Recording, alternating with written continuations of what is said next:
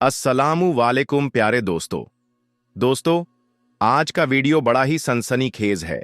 आज का वीडियो अल्लाह के एक ऐसे करिश्मे के बारे में है जिसको जानकर और सुनकर यकीनन आपका ईमान ताज़ा हो जाएगा।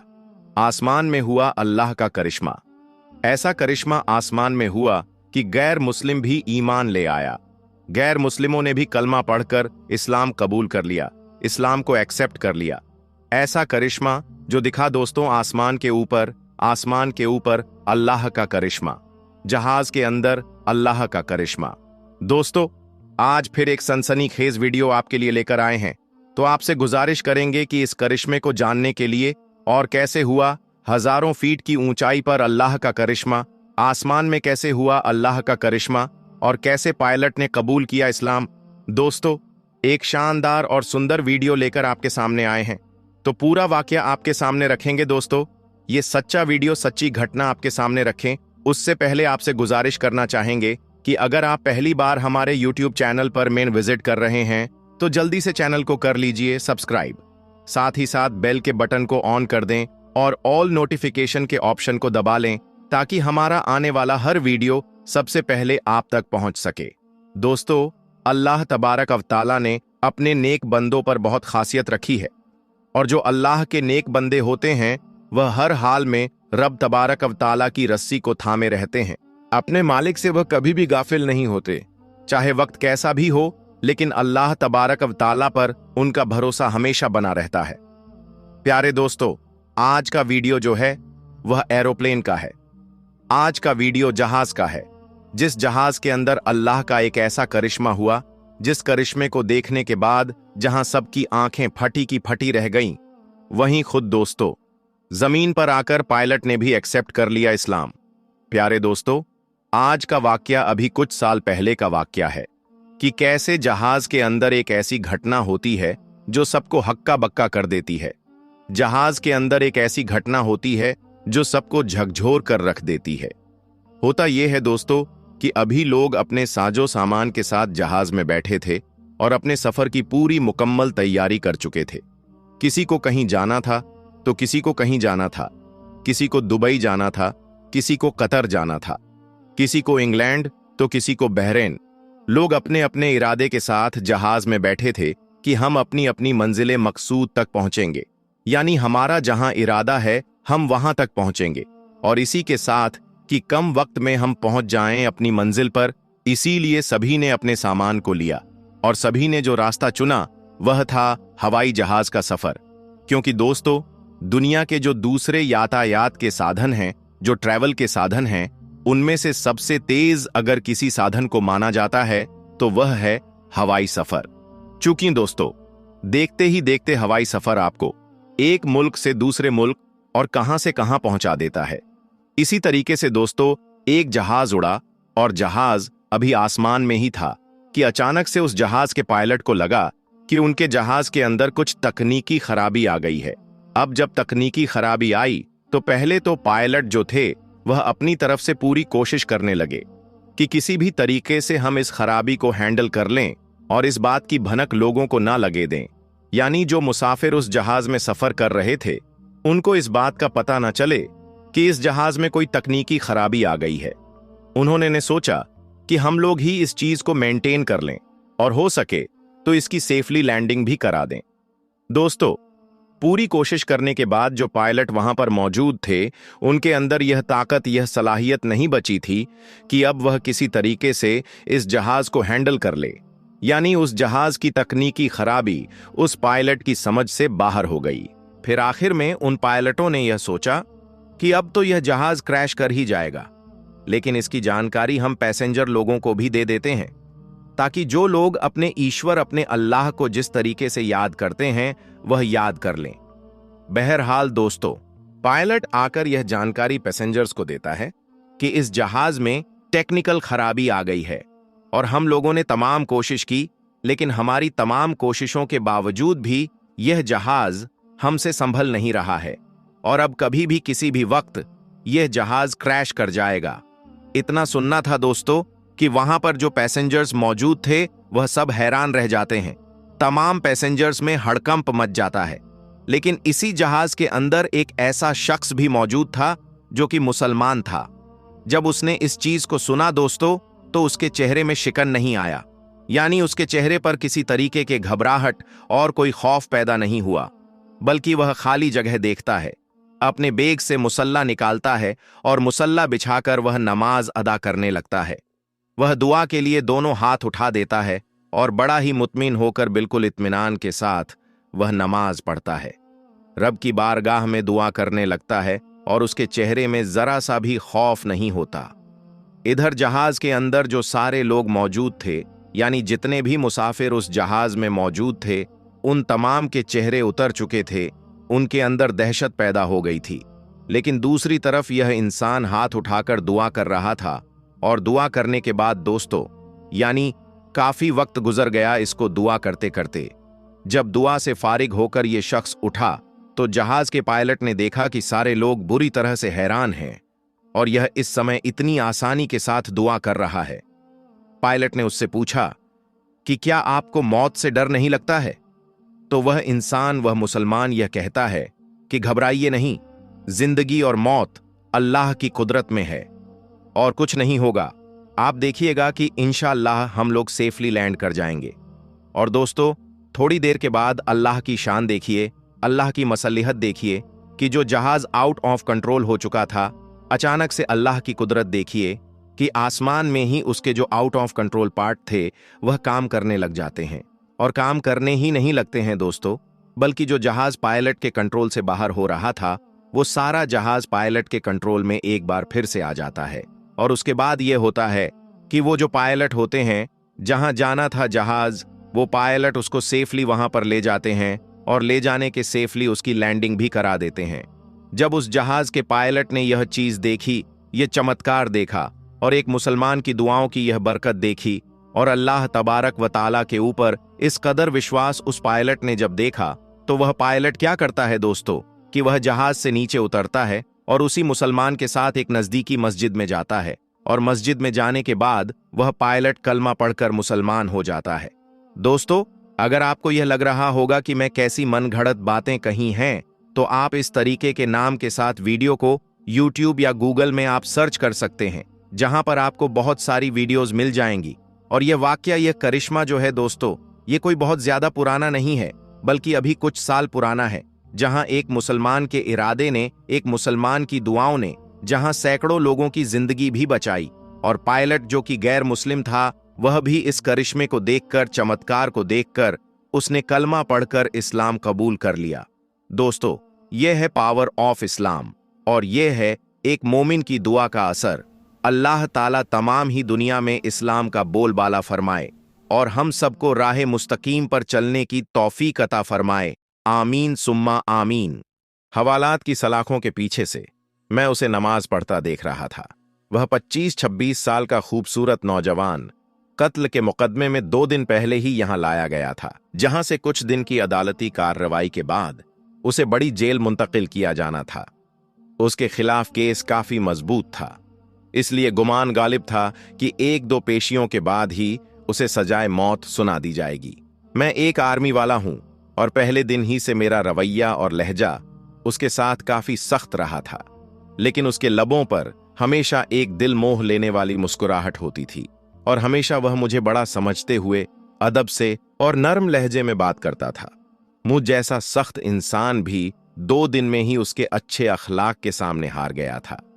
अब वह सलाम फेरने के बाद दुआ मांग रहा था कि मैं उसे देखता ही रह गया। वह इस तरह खुशू और खुजू से दुआ मांग रहा था कि यूं लगता था कि जिससे मांग रहा है वो उसके बिल्कुल सामने बैठा हो। दुआ के बाद उसकी नजर मुझ पर पड़ी तो उसके होठों पर वही मुस्कुराहट नमूदार हुई। वह उठकर मेरे पास आया और हमेशा की तरह मेरा हाल पूछा। आज खिलाफे मामूल मेरा लहजा काफी नरम था। बातों ही बातों के दौरान मैंने उससे पूछा कि क्या वाकई उसने कत्ल जैसा जुर्म किया है, क्योंकि मुझे उसकी मासूमियत से नहीं लग रहा था कि वह कत्ल जैसा जुर्म कर सकता है। एक इंसान का कत्ल पूरी इंसानियत का कत्ल है, तो फिर मैं ऐसा घिनौना जुर्म कैसे कर सकता हूं? उसने मुस्कुराते हुए जवाब दिया। तो फिर मैंने सवालिया नजरों से उसकी तरफ देखा। जब अल्लाह इस दुनिया में किसी को पावर देता है ना, तो अक्सर लोग भूल जाते हैं कि यह पावर अल्लाह की तरफ से अमानत है, मगर वह उन सब को अपना कमाल और हक समझ बैठते हैं। मेरे साथ भी ऐसा ही हुआ। हमारे इलाके के एक बाअसर इंसान ने कत्ल कर दिया। इत्तेफाक से मैं वहां से चंद कदम ही दूर था, इसलिए उसने मुझ पर झूठा इल्जाम लगा दिया। झूठे गवाह भी तैयार कर लिए गए और आखिरकार मुझे यहां जेल में डाल दिया गया। आर्मी वाले ने पूछा, तो तुम्हारे घर वालों ने कुछ नहीं किया? घर वालों ने अपनी सी कोशिश की, लेकिन वही बात, इस मुआशरे में लोग भी डर के मारे उसी का साथ देते हैं जो ताकतवर होते हैं। वह फिर से मुस्कुराया और मुझे उसके सुकून को देखकर हैरत हुई। तुम्हें डर नहीं लगता? हो सकता है कि कुछ दिनों तक तुम्हें मौत की सजा सुना दी जाए। इंशाअल्लाह मुझे कुछ नहीं होगा। मैंने उसके आगे अपनी अर्जी रख दी है, जिसके सामने बड़े से बड़े बादशाह की भी कोई हैसियत नहीं। उसने यकीन भरे लहजे में जवाब दिया। मैंने फिर से सवालिया नजरों से उसे देखा तो वह कहने लगा कि मैं अपने अल्लाह की बात कर रहा हूं। उसे मेरे बेगुनाही का पता है और वह मुझे कुछ नहीं होने देगा। उसके हर हर लफ्ज से मोहब्बत टपक रही थी। तुम्हें यकीन है कि काम हो जाएगा? अगर ना हुआ तो? मैंने उससे पूछा। जब उसे मांगा जाता है ना, तो फिर शक में नहीं पड़ते कि वह कबूल नहीं करेगा। सब कुछ उस पर छोड़कर इंतजार करते हैं। उसके लहजे में यकीन ही यकीन था। मैं बस उसके चेहरे को तकता ही रह गया। इससे पहले अल्लाह पर इतना यकीन शायद ही किसी में देखा हो। 3 दिन और गुजर गए। इसी दौरान उसके घर वाले भी उससे मिलने आए थे। वह अपने माँ बाप का इकलौता बेटा था। उसकी माँ का रो रो कर बुरा हाल था, लेकिन उसके सुकून में कोई कमी नहीं आई। वह मुसलसल समझाता रहा कि मैंने अल्लाह के सामने अर्जी रख दी है। उसे पता है मैं बेगुनाह हूं। देख लीजिएगा, वह मुझे कुछ नहीं होने देगा। मैंने अल्लाह पर इतना यकीन इससे पहले सिर्फ पढ़ा ही था, लेकिन कभी नहीं देखा था। मेरे दिल में अब उसके लिए अकीदत के जज्बात पैदा होना शुरू हो गए। शायद अल्लाह की मोहब्बत होती ही ऐसी है जो पत्थर दिल को भी पिघला देती है। फिर जिस दिन उसे अदालत में पेश किया जाना था, उससे एक दिन पहले ही अजीब वाकया पेश आया। जिस शख्स ने खुद कत्ल करके इल्जाम उस पर लगाया था, वह अपनी बीवी और इकलौते बच्चे के साथ गाड़ी में कहीं जा रहा था कि उसके साथ एक खौफनाक हादसा पेश आया, जिसके नतीजे में उसकी बीवी और बच्चे तो मौके पर ही मर गए और उसे जख्मी हालत में हॉस्पिटल में एडमिट कर दिया गया।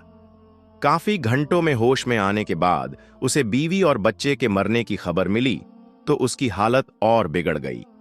इसी जानकी के आलम में उसे कुछ याद आया। उसने चीखकर करीब में मौजूद डॉक्टर को उसकी वीडियो बनाने का कहा। जिद करने पर डॉक्टर ने नर्स को वीडियो बनाने का इशारा किया तो उसने वीडियो में बड़ी मुश्किल से अपने जुर्म को कबूल किया और उस नौजवान को बेगुनाह करार देकर हाथ जोड़कर माफी भी मांगी। उसने डॉक्टर से वादा किया कि वह यह वीडियो जरूर पुलिस स्टेशन लेकर जाएगा। शायद बीवी बच्चों के मर जाने के बाद और अपनी हालत का इल्म हो जाने के बाद वह इस गुनाह को साथ लेकर मरना नहीं चाहता था। उधर वीडियो पुलिस स्टेशन पहुंची, इधर वह शख्स मर गया। उधर आज अदालत में उस बेगुनाह इंसान की पेशी थी और अदालत के सामने उसकी बेगुनाही का यकीन न करने वाला सबूत वीडियो की शक्ल में मौजूद था।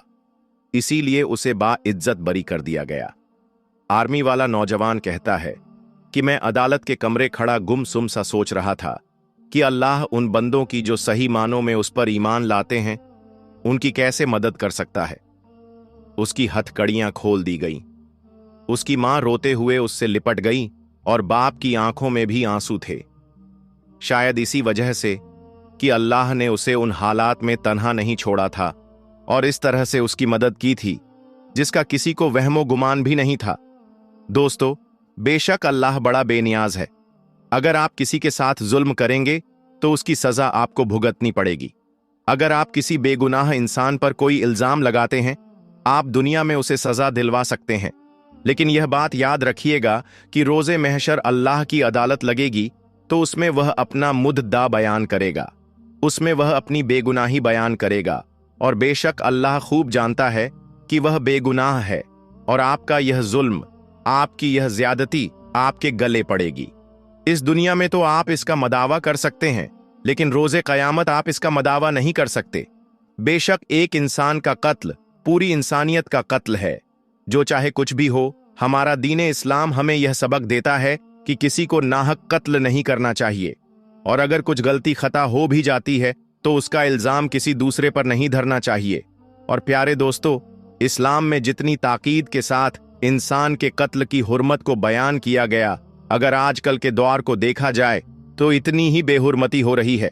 अफसोस कि मामूली सी बातों पर नाहक कत्ल कर दिए जाते हैं, और बाज मुसलमान इस जुर्म का इरतकाब भी दीनी खिदमत समझते हैं। हालांकि कुरान और अहादीस में किसी इंसान को नाहक कत्ल करने पर ऐसी सख्त वईद बयान की गई जो किसी और जुर्म पर बयान नहीं की गई। इस्लामी तालीमात के मुताबिक किसी इंसान को नाहक कत्ल करना शिर्क के बाद सबसे बड़ा गुनाह है, बल्कि बाज उलमा ने सूरह निसा की रोशनी में फरमाया कि किसी मुसलमान को नाहक कत्ल करने वाला मिल्लत इस्लामिया से ही निकल जाता है। हुजूर अकरम सल्लल्लाहु अलैहि वसल्लम ने भी किसी को नाहक कत्ल करने पर बहुत सख्त वईद इरशाद फरमाई है, और उम्मत को इस संगीन गुनाह से बाज रहने की बार बार तलकरीन फरमाई है। हुज्जतुल विदा के मौके पर आप सल्लल्लाहु अलैहि वसल्लम ने इरशाद फरमाया, तुम्हारे खून, तुम्हारा माल और तुम्हारी आबरू एक दूसरे के लिए ऐसी हुर्मत रखती है जैसे तुम्हारे इस महीने यानी जिल हिज में तुम्हारे इस शहर मक्का मुकर्रमा और तुम्हारे इस दिन की हुर्मत है। तुम सब अपने परवरदिगार से जाकर मिलोगे, फिर वह तुमसे तुम्हारे अमाल के बारे में सवाल करेगा। इसलिए मेरे बाद पलटकर ऐसे काफिर या गुमराह ना हो जाना कि एक दूसरे की गर्दनें मारने लगो। बा हवाला सही बुखारी। तो दोस्तों, किसी पर गलत इल्जाम लगाकर उसे सजाए मौत दिलवाना भी एक नाहक कत्ल है। दोस्तों, आज हम आपको एक ऐसा ही सच्चा और रियल वाकया बताने वाले हैं जिसमें कुछ इस्लामी दुश्मनों ने समुद्र के किनारे पर एक डांस पार्टी रखी। लड़कियों के नाच गानों का प्रोग्राम रखा गया, और यही नहीं, फिर वह लोग अल्लाह की गैरत को ललकारते हुए नाच गानों के बीच कुरान पाक की बेहुरमती करने लगे। यानी कि कुरान पाक के नुस्खे नाचने वाली लड़कियों के पैरों में फेंकने लगे और उन पर नाचने लगे। लेकिन तभी अल्लाह की कुदरत से उन लोगों पर अल्लाह का ऐसा अजाब नाजिल हुआ कि जिसके बारे में जानकर आपकी भी रूह कांप जाएगी। आप भी हैरान और परेशान रह जाओगे। इसलिए आज का यह वीडियो आप सभी के लिए बहुत खास है। आप इसको आखिर तक जरूर देखें, और सबसे पहले अल्लाह की मोहब्बत में और कुरान पाक की मोहब्बत में इस वीडियो को दिल से एक लाइक जरूर कर दें, और बराए मेहरबानी इसे शेयर भी कर दें ताकि और भी लोगों के पास में यह इबरतनाक वाकया पहुंच जाए। तो चलिए दोस्तों, शुरू करते हैं। दोस्तों, इस्लाम को मिटाने और कुरान पाक को खत्म करने की कोशिश आज से नहीं, बल्कि तब से ही हो रही है जब से दीन इस्लाम इस दुनिया में आया है। मगर यह लोग इस बात को भूल जाते हैं कि कुरान पाक अल्लाह का कलाम है, यानी कि कुरान पाक अल्लाह की किताब है, और अल्लाह ताला ने खुद ही कुरान पाक में इसकी हिफाजत का जिम्मा लिया है।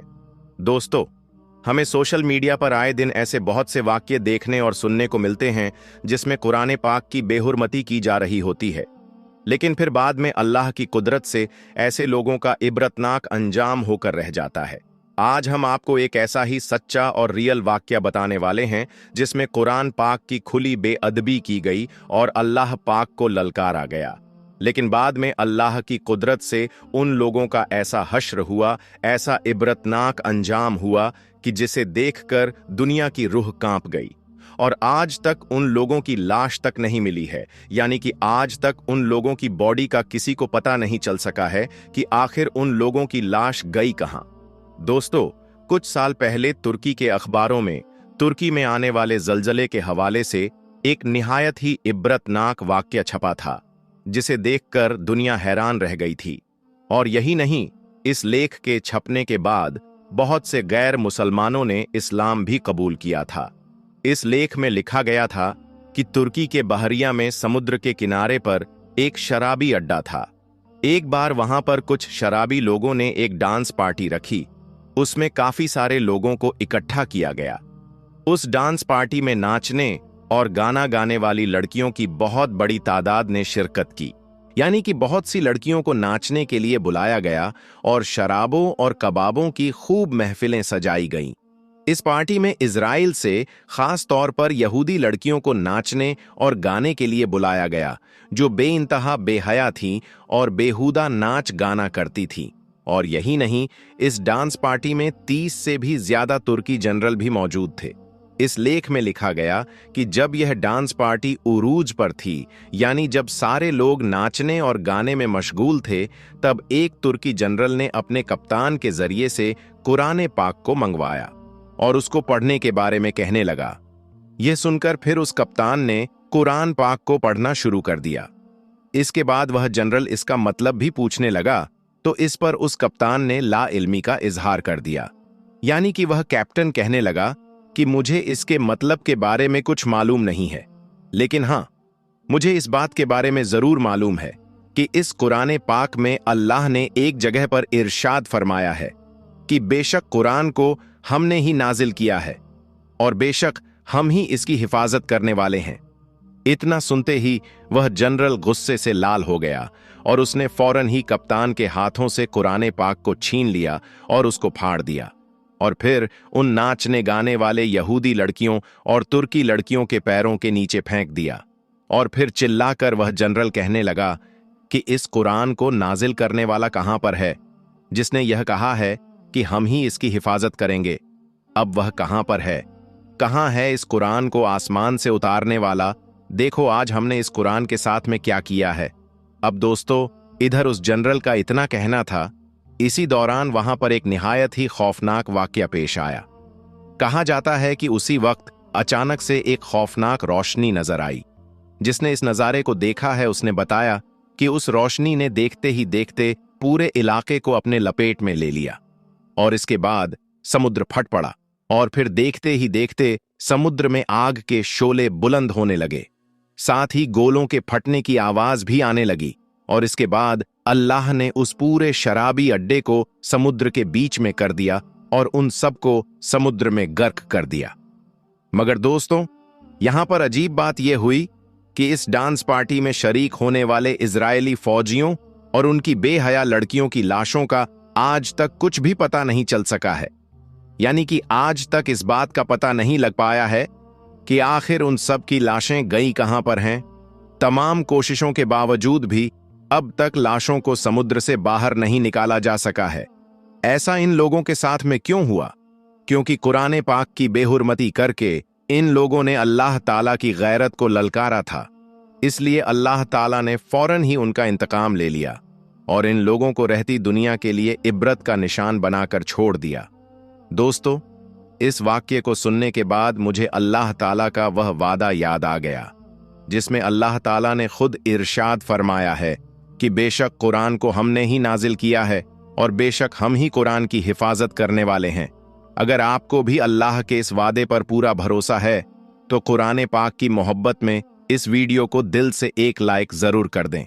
चलिए दोस्तों, अब आपको कुरान पाक का एक और वाक्या बताते हैं जिसे सुनकर भी आपका दिल खुश हो जाएगा और आप अच्छी तरह से समझ जाओगे कि बेशक कुरान पाक को अल्लाह ने नाजिल किया है और अल्लाह ही कुरान करीम की हिफाजत करने वाला है। दोस्तों, अब हम आपको जो वाक्य बताने वाले हैं, यह वाक्य 1973 का बताया जा रहा है। उस वक्त रूस में कम्युनिज्म का राज था। उस वक्त रशियन हुकूमत ने घर में कुरान पाक रखने पर पाबंदी लगा दी थी। मुसलमानों के नमाज पढ़ने पर पाबंदी लगा रखी थी क्योंकि वह इस्लाम से सख्त नफरत करते थे और उनका मानना था कि इस कायनात को बनाने वाला कोई खुदा नहीं है, बल्कि यह दुनिया अपने आप ही बनी है। दोस्तों, उन दिनों में एक मुस्लिम ऑफिसर था जो मास्को शहर में ट्रेनिंग के लिए चला गया। उसने वहां पर जाकर जो कुछ देखा हम उसी की जुबानी बताते हैं। वह मुस्लिम ऑफिसर कहता है कि जब मैं रूस के मास्को शहर में पहुंचा तो वह दिन जुम्मे का था, इसीलिए मैंने वहां पर अपने दोस्तों से कहा कि चलो जुम्मे की नमाज पढ़ने के लिए चलते हैं। तो यह सुनकर वह कहने लगे कि यहाँ की हुकूमत ने सारी मस्जिदों को बंद करवा दिया है।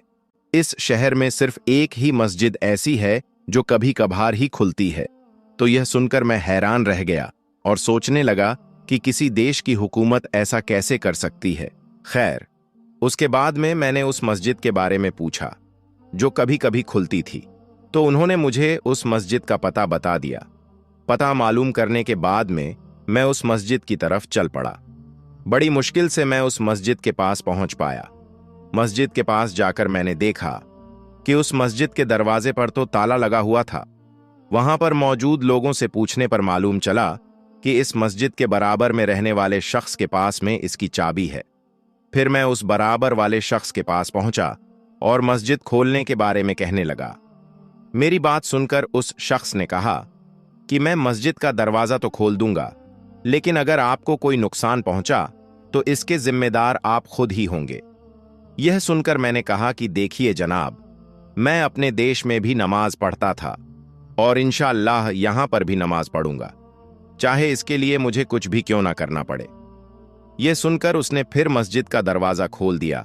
दरवाजा खुलते ही मैं मस्जिद के अंदर दाखिल हो गया।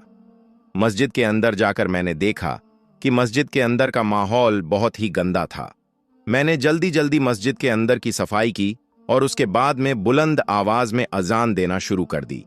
अजान की आवाज सुनकर आसपास के सारे लोग मस्जिद के पास में इकट्ठा हो गए। बच्चे, जवान, बूढ़े सब मस्जिद के दरवाजे पर आकर जमा हो गए, लेकिन डर के मारे कोई भी मस्जिद के अंदर दाखिल नहीं हुआ। बाहर खड़े वह लोग सोचने लगे कि यह कौन शख्स है जो अपनी मौत को पुकार रहा है। अब मैं मस्जिद के अंदर अकेला था, इसलिए फिर मैं जुम्मे की नमाज तो नहीं पढ़ पाया, मगर मैं जौहर की नमाज पढ़कर वापस मस्जिद से बाहर निकल गया। दोस्तों, वह ऑफिसर कहता है कि फिर जब मैं नमाज पढ़कर वहां से वापस आने लगा तो मुझे ऐसा लग रहा था जैसे मैं यहां पर कोई नमाज नहीं पढ़ी है, बल्कि कोई बहुत बड़ा जुर्म कर दिया है। वह लोग इस तरह से मुझको देखने लगे। खैर, उसके बाद में मैंने मस्जिद का दरवाजा वापस बंद किया और उस बराबर वाले शख्स को मस्जिद की चाबियां सौंपने के बाद में वापस चलने लगा। तो इतने में एक बच्चा मेरे पास आया और मुझसे अपने घर चलने की जिद करने लगा। बच्चे की मोहब्बत को देखकर मैं उसको मना नहीं कर पाया, इसलिए मैं उसके साथ में उसके घर की तरफ चल दिया। जैसे ही मैं बच्चे के घर पहुंचा तो उसके वालिदैन ने मेरा खूब अच्छी तरह से इस्तकबाल किया और मुझको खाना वगैरह भी खिलाया। फिर मैंने बातों ही बातों में उस बच्चे से पूछा कि क्या तुमको कुरान पढ़ना आता है? तो वह बच्चा कहने लगा कि हाँ, मुझे कुरान पढ़ना आता है। यह सुनकर फिर मैंने अपनी जेब से कुरान का नुस्खा निकाला और उस बच्चे के सामने उसको खोलकर कहने लगा कि जरा मुझे इसको पढ़कर सुनाओ। अब वह बच्चा कुरान की तरफ देखने लगा। फिर उसने मेरी तरफ देखा और फिर से उसने कुरान की तरफ देखा।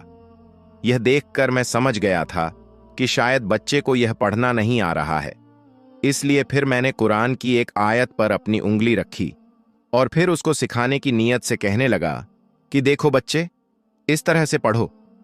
वह ऑफिसर कहता है कि अभी मैंने एक ही आयत पढ़ी थी कि इसके आगे फिर वह बच्चा फरफर पढ़ने लगा और फिर कुरान को बगैर देखे ही पढ़ता चला गया। यह देखकर मैं हैरान रह गया। फिर मैंने उसके वालिद से पूछा कि हजरत, यह क्या माजरा है? तो उन्होंने मुस्कुराकर कहा कि देखो, दरअसल बात यह है कि यहां की हुकूमत ने घर में कुरान को रखने पर पाबंदी लगा रखी है। अगर किसी के घर में कुरान पाक की आयत का एक टुकड़ा भी मिल जाता है तो उसके तमाम खानदान का कत्ल कर दिया जाता है। इसी वजह से हम अपने घरों में कुरान को नहीं रख सकते हैं। यह सुनकर मैं और हैरान हुआ और पूछने लगा कि फिर इस बच्चे ने यह कुरान पढ़ना कहां से सीखा? तो उसके वालिद ने मेरी इस हैरत पर जवाब देते हुए कहा कि देखो, हमारे आसपास में ऐसे बहुत से लोग हैं जो कुरान के हाफिज हैं। बस हम अपने बच्चों को उन्हीं के पास में भेज देते हैं और वह हमारे बच्चों को कुरान अपनी जुबानी याद करवा देते हैं, और फिर एक ऐसा वक्त आता है कि हमारे बच्चे भी कुरान के हाफिज बन जाते हैं। उसके वालिद ने बताया कि हमारे यहाँ पर किसी के पास भी कुरान नहीं है, इसी वजह से हमारे बच्चे कुरान को देखकर नहीं पढ़ सकते हैं। और यही वजह थी कि जब आपने हमारे इस बच्चे के सामने कुरान को रखा तो इसको पढ़ना नहीं आया, मगर जैसे ही अपने आयत को पढ़ना शुरू किया तो यह फर फर पढ़ने लगा। अगर आप इसको नहीं रोकते तो यह आपको पूरा कुरान ही पढ़कर सुना देता। और सिर्फ हमारा यह बच्चा ही नहीं, बल्कि बाहर जो आपको बच्चे दिखाई दे रहे हैं उनमें से भी ज्यादातर बच्चे आपको कुरान हाफिज ही मिलेंगे। दोस्तों, वह ऑफिसर कहता है कि उसके बाद में मैं उस घर से बाहर निकला और उन बच्चों के पास पहुंच गया और उनसे कुरान सुनाने को कहने लगा। तो यह सुनकर वह बच्चे भी फर फर कुरान सुनाने लगे।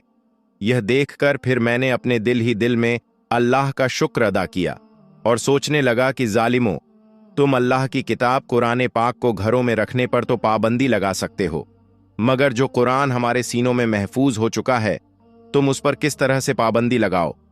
दोस्तों, उस ऑफिसर ने बताया कि यह पूरा माजरा देखने के बाद में मुझे अल्लाह का वह वादा याद आ गया जिसमें अल्लाह ताला ने खुद इरशाद फरमाया है कि बेशक कुरान को हमने ही नाजिल किया है और बेशक हम ही कुरान की हिफाजत करने वाले हैं।